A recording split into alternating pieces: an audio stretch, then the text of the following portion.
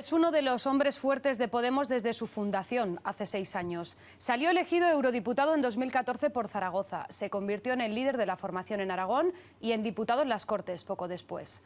Desde aquí saltó a Madrid como secretario de organización cuando Pablo Iglesias le llamó para coordinar el Partido Morado.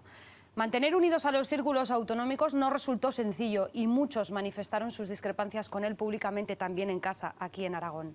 Después de negociar un primer gobierno fallido con el Partido Socialista, desapareció de la mesa en el segundo intento que sí alumbró el primer gobierno de coalición en democracia en España. Sonó como ministrable, pero finalmente asume la portavocía en el Congreso de los Diputados de Unidas Podemos. Algunos dicen que como castigo, otros porque Unidas Podemos debía cumplir las cuotas con Cataluña e Izquierda Unida. Damos ya los buenos días, nos escucha desde Madrid, a Pablo Echenique. Buenos días, gracias por atender a Buenos Días Aragón. ¿Qué tal? Buenos días, un placer. ¿Cuál es el principal reto que asume como portavoz de Unidas Podemos en el Congreso de los Diputados? ¿Diferenciar claramente lo que es la voz y la esencia del partido de lo que va a ser el papel como miembros del Gobierno? No, para nada. Nosotros no pensamos en esos términos de vieja política. Nosotros estamos en política para mejorar la vida de la gente. Eso es lo que vamos a hacer desde el Gobierno y también desde el grupo parlamentario, apoyando la acción de gobierno, llevando leyes como las que hemos llevado estos días para subir las pensiones, para subir el salario de los funcionarios, para subir el salario mínimo interprofesional. Ese va a ser el gran reto, ¿no?, que tenemos por delante y que tanto desde el Gobierno como desde el grupo parlamentario pues vamos a trabajar duramente para que la vida de la gente mejore en esta legislatura y podamos pasar página a toda esa crueldad no institucional que ejerció el PP desde el Gobierno de España. ¿No le preocupa entonces lo que algunos ya dicen que puede producirse, que Unidas Podemos y Podemos pierda su esencia, pierda su voz con determinadas acciones y decisiones que deba asumir como Gobierno? Al revés, nuestra esencia es gobernar. Para eso nacimos.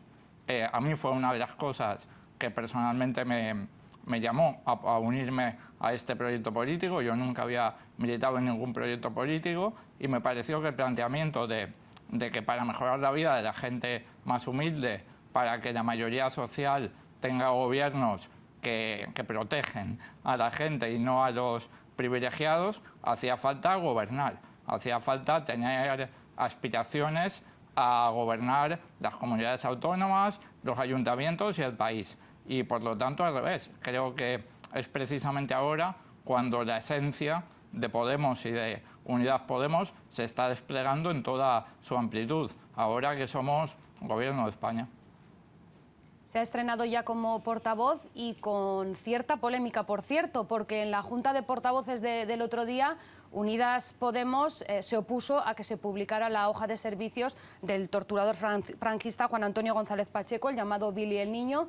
Luego, al salir, rectificaron, lo hicieron además en redes sociales, lo vamos a ver enseguida, lo hacía también Pablo Iglesias retuiteando un propio tuit de Podemos, lo estamos viendo aquí, dice: hoy nos hemos equivocado en la Junta de Portavoces y no hay excusa que valga. Las víctimas del torturador Pacheco no merecen vernos fallar. Las buenas intenciones no justifican errores como este. Por suerte podemos rectificar. Mis disculpas avergonzadas a las víctimas. Ustedes dijeron que tenían dudas jurídicas, por eso habían votado en contra. ¿Qué dudas jurídicas eran esas? Bueno, creo que los detalles son lo de menos. Como acabáis de contar, en esto también somos diferentes. Cuando cometemos un error lo admitimos y lo rectificamos inmediatamente. No es habitual en política ver este tipo de cosas y aquí lo que toca es pedir disculpas, como ya hemos hecho y vuelvo a hacer yo aquí. Esta decisión concreta volverá a la mesa y votaremos a favor de que se publique esta hoja de servicios y también creo que hay que decir que hay que ir mucho más allá. Con hoja de servicios o sin hoja de servicios, este torturador, este sicario de una dictadura genocida sigue caminando por las calles de Madrid. Nosotros pensamos que hay que ir mucho más allá, hay que quitarle las medallas y hay que juzgarle por los crímenes que cometió durante la dictadura. En este caso lo vamos a ver, van a votar de forma distinta al Partido Socialista.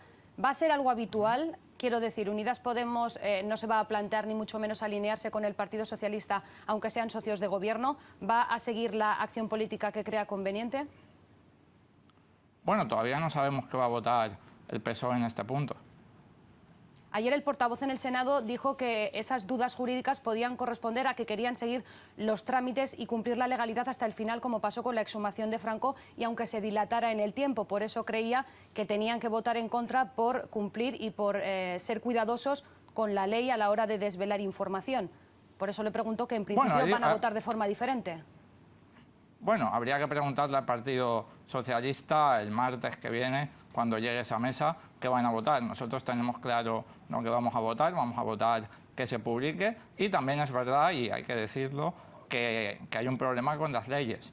Las leyes de secretos oficiales y otro tipo de leyes que clasifican cierto tipo de información tienen que ser modificadas, porque hay un montón de elementos a los cuales, bueno, pues el legislativo no tiene acceso, la ciudadanía no tiene acceso, y eso también es una tarea de esta legislatura. Pero en este caso concreto, y en lo que respecta a nosotros, creo que hay que ser claros. Cometimos un error y el martes que viene lo vamos a rectificar. Y ya digo, no solamente vamos a rectificar este detalle respecto de la hoja de servicios, sino que vamos a intentar que los criminales del franquismo sean juzgados y haya verdad, justicia y reparación en España de una vez. Quiero preguntarle ahora por dos imágenes que se han producido en las últimas semanas. La última, cuando veíamos a todos los miembros del Gobierno aplaudir al rey de España, a Felipe VI, cuando se inauguró oficialmente en ese acto oficial que tuvo lugar en el Congreso de los Diputados para arrancar la 14ª legislatura. Se habló mucho de que los miembros del Gobierno, lo estamos viendo, aplaudían al monarca. Veíamos a Pablo Iglesias, veíamos a Irene Montero, veíamos a Alberto Garzón. Muchos dicen que Podemos se ha puesto el traje institucional, y algunos también criticaban que no serían capaces de hacerlo. ¿Qué lectura hace usted? Pues creo que le acaba de hacer usted en la propia pregunta. Nos critican si no aplaudimos y nos critican también si aplaudimos, con lo cual yo creo que hay que quitarle hierro a este tipo de cosas. Era una sesión solemne, mostramos respeto a la jefatura del Estado. Nosotros somos republicanos, aspiramos a que un día no haya un rey, sino un presidente o una presidenta de la República, pero mientras la institución de la jefatura del Estado exista en el ordenamiento jurídico español, nosotros le mostramos respeto como cualquier otra institución del Estado. Y ya digo, hagamos lo que hagamos, pues vamos a recibir críticas si aplaudimos por aplaudir y si no aplaudimos por no aplaudir. Otra imagen que quiero comentar con usted, el día de la investidura de Pedro Sánchez. Una vez acabada, Pablo Iglesias se acercó a usted, lo vamos a ver también, y rompió a llorar. Y usted también se emocionó. Me gustaría preguntarle qué pasó, qué se dijeron y por qué fue ese momento precisamente cuando ambos, y sobre todo Pablo Iglesias, rompió a llorar. Sí, se acumuló todo. Yo me empecé a emocionar por la compañera Ina, que como sabéis, pues tiene una enfermedad grave y está luchando contra ella.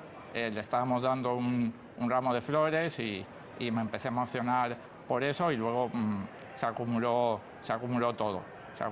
Era un día histórico en el cual, bueno, pues estaba claro ya que se iba a formar el primer gobierno de coalición desde la recuperación de la democracia, y para nosotros era bueno, pues el final de un largo camino y el principio de un camino nuevo, que ha sido pues muy duro, ¿no? para llegar hasta aquí, y no solamente las personas que estamos al frente o que salimos en los medios de comunicación, sino que ha sido muy duro para la militancia, para nuestros votantes, que han tenido que ver, bueno, pues cómo se demonizaba, ¿no? Una opción política que aspira a que haya mayor justicia social en España, ¿no? Todo eso se acumuló y bueno, y al ver a Pablo llorar, ahí ya no me pude aguantar. También era el punto final a meses de negociaciones. Usted participó en la mesa de negociación, la primera que hubo después de esas primeras elecciones generales, pero en la segunda ya no le vimos ni a usted ni a Carmen Calvo por parte del Partido Socialista. Una vez viendo que sí era posible un acuerdo, incluso Pablo Iglesias llegó a decir que si en esa primera mesa de negociación él hubiera negociado directamente con Pedro Sánchez, quizá las cosas habrían sido distintas. Una vez viendo todo lo que ha ocurrido, ¿hace usted autocrítica del papel que tuvo en esa primera mesa de negociación? Bueno, lo primero es decir que están mal informados. Es decir, no me vieron en las mesas de negociación porque fuimos discretos, pero tanto el acuerdo programático como la estructura de gobierno lo negociamos Yone Belarra y yo mismo con el PSOE. Esta segunda vez, la vez que ha sido exitosa. Y respecto de la vez que ha sido fallida, yo creo que tenemos que pasar página a los reproches. Creo que bien está lo que bien acaba. Hay un gobierno de coalición en España que está gobernando desde el primer día para la gente. Ya hemos aprobado la subida del salario mínimo, de las pensiones, del salario de los funcionarios, y creo que no aporta mucho una vez que ya estamos trabajando, pues reprochar lo que ocurrió mal o podría haber ocurrido mejor durante el verano. Al final, en esta segunda negociación, pudimos ponernos de acuerdo y creo que eso es una buena noticia para nuestro país. Por eso, más que de reproches, le decía de autocrítica, viendo que esa primera mesa de negociación no fructificó. Deberíamos haber sido capaces de llegar a un acuerdo, eso es evidente. Pero como digo, al final lo hemos conseguido y creo que la gente ahora no está, digamos, preguntándose por qué no salió la primera vez, sino que está celebrando que haya salido la segunda vez. Muchos le colocaban a usted de ministro. ¿Le ha llegado la oferta alguna vez por parte de Pablo Iglesias? ¿Le han hecho esa oferta de un ministerio o nunca ha llegado esa oferta? Hemos decidido colectivamente quiénes eran los compañeros y compañeras que tenían que ocupar carteras ministeriales y yo, por mi manera de estar en política, no me planteo las cosas en términos personales, no tengo ambiciones de ese tipo. Mi única ambición, pues, es estar donde considera mi partido y mis compañeros y compañeras que puedo ser más útil, y en este caso, pues, se ha considerado que esté al frente del grupo parlamentario, que es una tarea emocionante y un reto para mí, sobre todo después del trabajo, pues, enorme que ha hecho Irene Montero al frente de este grupo parlamentario, y que asumo encantado, con un poco de vértigo, con humildad y con ilusión. Vamos a hablar de las cuestiones ya internas de Podemos. El 21 de marzo celebran la Asamblea Ciudadana Estatal. Pablo Iglesias, de momento, ya ha anunciado que se va a presentar. Todo apunta a que puede ser reelegido. ¿Va a ser más tranquila que la anterior? Yo espero que sí. Yo espero que podamos hablar de política, que podamos hablar del futuro de nuestra organización y del futuro de nuestro país, y en que sea, pues eso, una asamblea en la que no hablemos tanto de nosotros como de los retos que tenemos por delante. Espero que sí. Creo que llega en buen momento. En la anterior recordamos que hubo ese enfrentamiento con Íñigo Errejón, y por cierto que hay un cambio de criterio. Confírmeme si es así. En esta Asamblea Ciudadana se va a votar de forma conjunta tanto al secretario general como el programa político, algo que hasta ahora se hacía de forma separada. No sé si es una forma de reforzar el liderazgo y el papel del secretario general para que pueda tener su propio programa político. No, siempre fue conjunto. En la anterior, en esta no conozco exactamente los detalles porque no estoy en el área de organización, pero en la anterior era yo el secretario de organización, y en la anterior cada secretario general llevaba obviamente su programa político y su programa organizativo. No tendría sentido que alguien aspire a liderar un partido sin tener un programa político y un programa organizativo. En esta lo vamos a hacer igual que en la anterior. Vamos a hablar de Podemos Aragón. Aquí siempre se ha conocido que hay voces discordantes con la actual dirección general. Además, Erika Sáenz e Itxaso Cabrera han pedido en los últimos días que se renueve de la dirección, que se convoque aquí una asamblea ciudadana autonómica. ¿Le parece oportuno que se pida ahora, antes de la estatal, que se convoque? ¿Habría que esperar a después de la estatal? ¿Qué le parece? Bueno, esto ya está diseñado. Las asambleas autonómicas van a tener lugar después de la asamblea estatal, con lo cual, quiero decir, más allá de los debates que pueda haber, el procedimiento está diseñado y va a tener lugar, como comento, en ese orden, no solamente en Aragón, sino en cualquier otra comunidad autónoma. Primero será la asamblea estatal y después, aproximadamente por mayo, serán las asambleas autonómicas que se quieran sumar. Este sector crítico lo que pide es depurar responsabilidades con la actual dirección por los malos resultados obtenidos en las autonómicas y municipales. ¿Cree que debe ser así, que se deben depurar responsabilidades, que Aragón necesita renovar a su cúpula? Bueno, yo creo que tenemos que tener los debates no a través de los medios de comunicación. Creo que esto ya lo hemos aprendido. Creo que la gente no espera que una formación política como nosotros, que venimos a mejorar la vida de la gente, a trabajar para mejorar la vida de la gente, estemos debatiendo con compañeros y compañeras con una cámara de por medio. Creo que la gente espera que tengamos estos debates en el seno de los órganos, en el seno de nuestras asambleas y en que nuestra comunicación pública no sea para interpelar a compañeros o compañeras, sino que sea para anunciar que hemos subido el salario mínimo, las pensiones o el salario de los funcionarios. Yo esto lo he aprendido a lo largo de estos años y por lo tanto voy a seguir esta máxima, que creo que es una buena máxima en política. Sí, pero es verdad que aunque ustedes no se pronuncien públicamente, al final otros sí lo hacen y los medios de comunicación y los ciudadanos también conocen cómo son las propias relaciones internas de los partidos. Le pregunto cómo está actualmente su relación con Nacho Escartín, que es el secretario general de Podemos aquí en Aragón. Es buena, es buena. El otro día estuvimos juntos en una reunión con los jardineros en lucha. Por cierto, aprovecho para mandar desde aquí mi apoyo a ese colectivo valiente que está luchando no solamente por los derechos de los jardineros en lucha, sino por los derechos de todos y de todas. Y estuve con el secretario general, con Nacho, en esa reunión. Estuvimos hablando un rato y la relación es buena. ¿Cree que debería seguir al frente de Podemos Aragón? Como digo, no sería sensato que yo me exprese públicamente respecto de mis preferencias en una eventual asamblea que ni siquiera está convocada. Ya digo que creo que la gente no quiere que las figuras políticas hablemos de nosotros permanentemente en los medios y yo no lo voy a hacer.